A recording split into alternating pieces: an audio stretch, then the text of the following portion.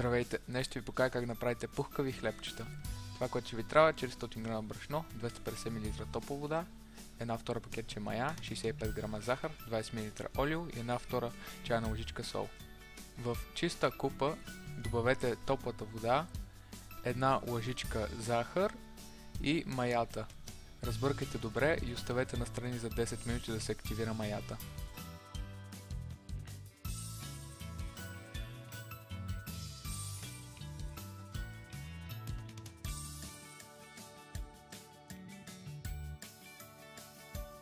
В друга купа добавете брашното, останалата захар и солта и разбъркайте добре с помощта на вилица или на бъркалка.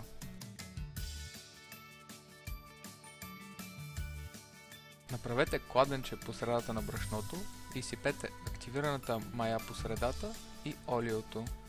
С помощта на вилица започнете да забърквате сместа. Трябва да бъркате и да месите, докато не се получи тесто. Ако е много лепкаво тестото ви, добавете още брашно. Когато тестото ви не залепва вече, го изсипете на работната ви повърхност и го месете за около 8 минути, докато не стане гладко. Добавяйте колкото брашно ви е нужно.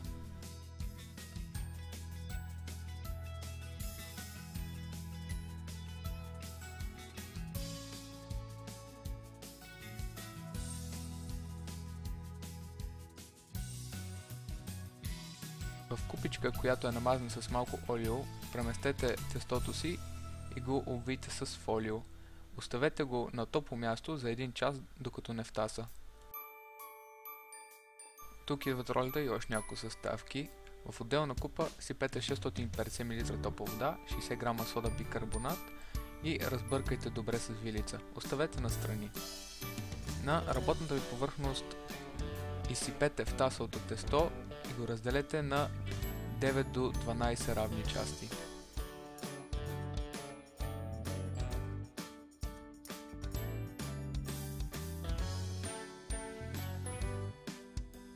Сега е перфектно време да загреете вашата фурна на 230 градуса Целзий. Вземете отделните топчета теста, направете ги на въженца и после направете възълчета с тях.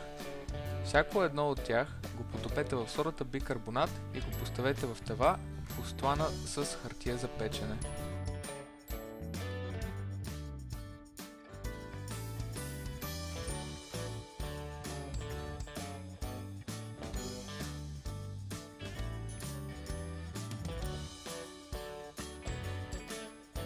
Когато всичките са готови, ги поръсете с сол или с морска сол.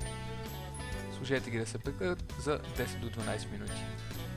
Надявам се да ви е харесала рецептата, много е лесна и приятна за изпълнение и са много вкусни. Много добре си отиват с сирене или масло.